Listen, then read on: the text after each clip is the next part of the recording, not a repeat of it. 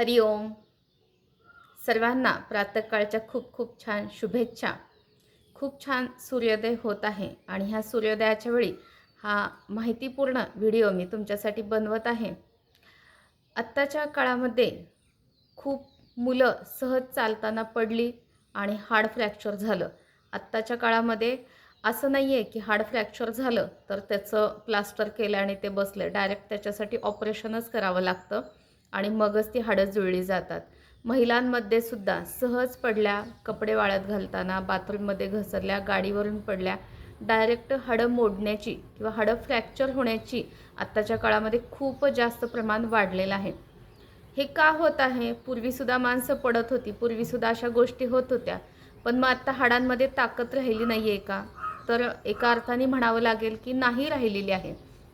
आपल्या हाडांमधलं vitamin D3 किंवा vitamin D हे फार कमी झालेलं आहे. त्यामुळे तर इतक्या प्रकारची लक्षणं तयार झालेत.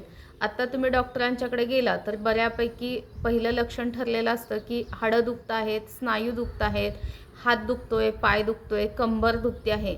बऱ्याच वेळा महिलांमध्ये मूड चेंज होणं किंवा अचानक उदासीन वाटणं, डिप्रेशन येणं, मुलांमध्ये सुद्धा मूड चेंज होणं, डिप्रेशन वाटणं ह्या प्रकारची लक्षणं आहेत. सहज इन्फेक्शन होतं, प्रतिकारशक्ती नावाचा प्रकार राहिलेला नाही आहे.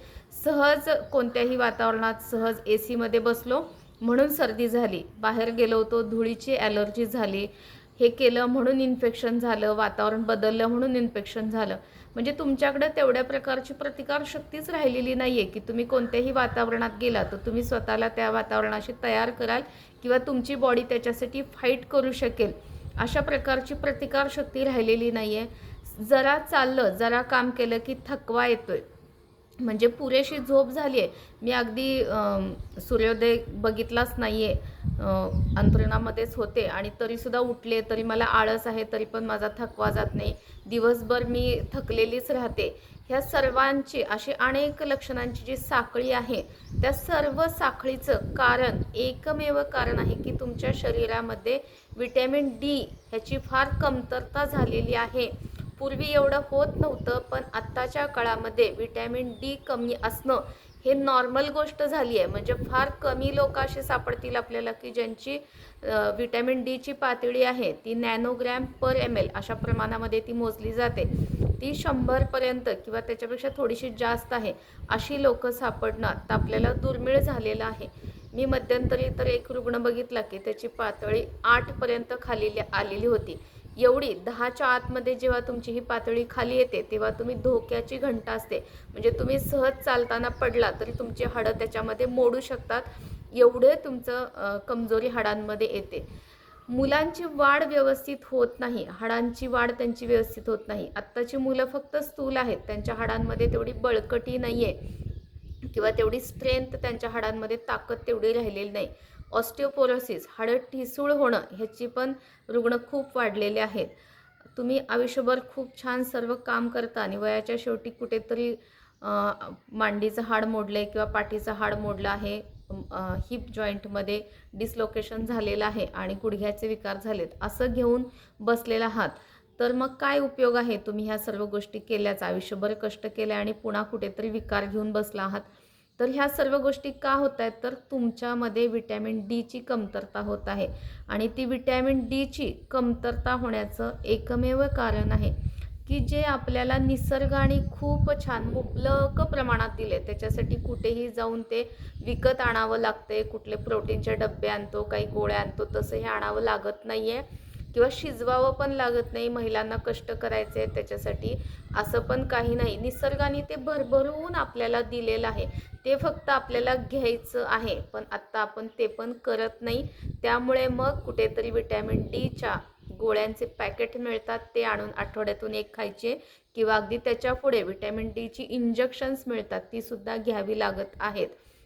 एक आहार तज्ज्ञ म्हणून काम करताना जेव्हा लक्षणं सांगितली जातात की मूड चेंज होतोय, डिप्रेशन आलं आहे आणि कमजोरी आहे, तर मी पहिल्यांदा पटकन विटॅमिन डीची लेवल चेक करायला सांगते. तिथं ते विटॅमिन डी कमी झालेलं असतं आणि मग कारण विचारल्यावरती नेहमीप्रमाणेच आहे की आम्ही उन्हामध्ये जात नाही.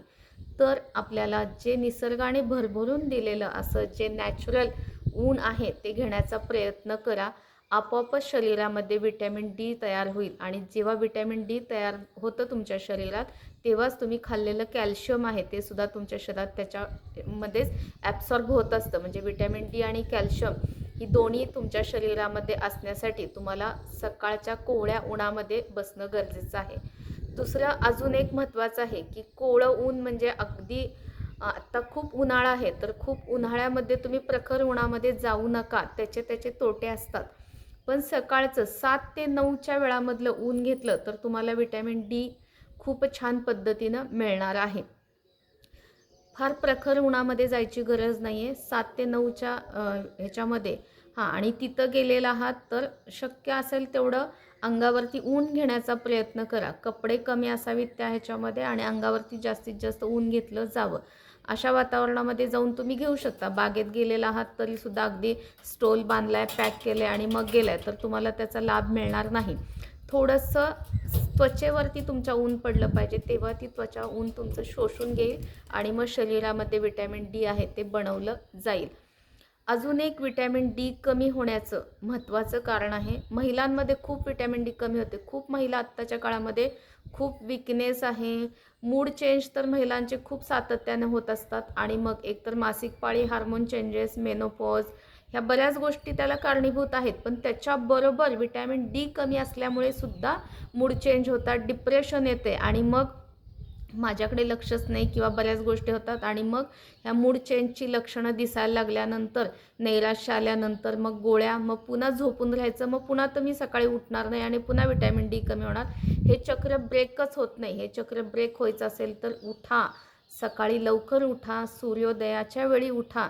त्याच्यासाठी सूर्योदयाच्या वेळी उठून सूर्याला अर्घ्य देणे किंवा त्याच्याबद्दल उपासना करणं, पूर्वेच्या दिशेला जाऊन त्याची प्रार्थना करणं, त्याला वंदन करणं ही परंपरा त्यासाठी केली होती. तिथे जायचं आहे, तुम्ही सूर्याला वंदन करायचे, कारण त्याच्यामुळे तर ही पृथ्वी चालत आहे किंवा त्याच्यामुळे तर आपण आहोत. तो जर आला नाही तर आपलं काय होईल तुम्हाला माहिती आहे. म्हणून ही पूर्वीची पद्धत होती की सूर्योदयाला उठायचं आहे आणि सूर्याला वंदन करायचं आहे. जे लोक करतात त्यांनी अग्निहोत्र ही क्रिया करा आणि सूर्याला वंदन करा. सूर्याचं कोवळं ऊन घ्या, अनवाणी पायाने थोडंसं तिथे चाला. आपोआपच तुम्हाला बऱ्याच रोगांपासून मुक्ती होण्याला तुम्हाला मदत होईल. परंतु हे निसर्गानं दिलेलं आपण जर घेतलं नाही तर मग आपल्याला गोळ्यांच्या स्वरूपात ते घ्यावं लागेल आणि ते घेतलं नाही तर आजारांच्या स्वरूपात तुम्हाला मिळणार आहेत. मग मला कशानेच बरं वाटत नाही, मी असं केलं, मी तसं केलं, हे केलं, हे फक्त तुम्ही बोलत राहाल आणि तुम्हाला कशातूनच लाभ मिळणार नाही. तर महिलांमध्ये विटॅमिन डी कमी होण्याचं अजून एक महत्त्वाचं कारण आहे की सनस्क्रीन खूप लावलं जातं. म्हणजे बरोबर आहे की मी सौंदर्यतज्ज्ञ म्हणून काम करताना मी स्वतःच सांगत असते की सनस्क्रीन लावलं पाहिजे. पण त्याचं कधी लावलं पाहिजे, जेव्हा तुम्ही उन्हामध्ये, खूप प्रखर उन्हामध्ये जाणार आहात, त्यामुळे ते अल्ट्राव्हायोलेट रेज तुम्हाला त्रास होणार नाहीत म्हणून लावायचं आहे. अगदी तुम्ही सकाळी 7 ते 9च्या वेळात आहात किंवा अगदी सकाळी बागेत जाताना सुद्धा, बाहेर जाताना सुद्धा तुम्ही सनस्क्रीन लावून गेला तर ती कोवळं ऊन आहे किंवा जे उन्हाचं आवश्यक आहे त्या गोष्टी तुम्हाला मिळणार नाहीत आणि मग विटॅमिन डी तुमच्या शरीरात तयार होणार नाही. म्हणून सनस्क्रीन वापरायचं आहे, पण त्याच्या पण वेळा ठरलेल्या आहेत. त्याचा पण अतिरेकी वापर करायचा नाही, कारण त्याचा लेअर आपल्या शरीरावरती तयार होतं. त्यामुळे जे सूर्याचे किरण आपल्या शरीरामध्ये गेले पाहिजेत आणि आपल्याला विटॅमिन डी मिळालं पाहिजे, ते तुम्हाला मिळत नाही. म्हणून मग आपल्याला तोटे होतात. त्यामुळे जेवढं शक्य आहे तेवढं उन्हात जाताना सनस्क्रीन लावा. आत्ता प्रखर उन्हाळा आहे, त्याच्यामध्ये तुम्ही काळजी घ्या. सकाळी 7 ते 9च्या वेळामध्ये उन्हामध्ये, कोवळ्या उन्हामध्ये बसायचं आहे, तर तुम्हाला विटॅमिन डी भरभरून मिळणार आहे. मुलांनासुद्धा ते द्या. आपण लहान मुलं जन्माला आल्यानंतर डॉक्टर त्यांना सांगतात की कोवळ्या उन्हात ठेवायचं आहे, तर ते तेवढ्यापुरतंच केलं जातं. पुन्हा मग त्यांना असं पॅक आपण ठेवत असतो, तर तसं करू नका. मुलांना सुद्धा बाहेर जाऊ द्या, मैदानी खेळ खेळू द्या. सकाळच्या ह्याच्यामध्ये थोडंसं सायकलिंग, व्यायाम, बाहेर पडू द्या. म्हणजे मग त्यांना नॅचरल जे विटॅमिन डी आहे ते त्यांना मिळणार आहे. अशा पद्धतीने निसर्गानं दिलेलं आपल्याला नॅचरल विटॅमिन डी आपल्याला आवश्यक आहे. मग त्याचं प्रमाण किती असणं आवश्यक आहे, तर नॅनोग्रॅम पर ml अशा ह्याच्यामध्ये 100पर्यंत ते प्रमाण तुमचं असणं ही नॉर्मल गोष्ट आहे. 100पेक्षा थोडं जास्त असेल तरी चालेल. पण त्याच्या अगदी खाली म्हणजे 20च्या आत खाली आलं आहे तर तुम्ही अति खाली प्रमाणात आहात, म्हणजे खूप लो झालेलं आहे. अशा याच्यामध्ये पटकन इंजेक्शनच घ्यावी लागतात आणि अशा रुग्णांमध्ये खूप जास्त लक्षणं असतात. त्याच्यापेक्षा 20 ते 29 पर्यंत हे प्रमाण असेल तरीसुद्धा ते अपुरं प्रमाण आहे. शक्यतो 50 ते 100च्या रेंजमध्ये ते असणं गरजेचं आहे. तर अशा पद्धतीनं निसर्गानं दिलेलं आपल्याला विटॅमिन डी भरपूर घ्या. त्यासाठी लवकर उठा. सूर्योदयाच्या आधी उठलं पाहिजे आणि व्यायाम, प्राणायाम, ध्यानधारणा, मेडिटेशन हे केलं पाहिजे. निसर्गाने जे दिलेलं आहे ते भरभरून घेतलं पाहिजे. माझा हा व्हिडिओ तुम्हाला आवडला असेल तर लाईक, कमेंट, शेअर करायला विसरू नका. धन्यवाद.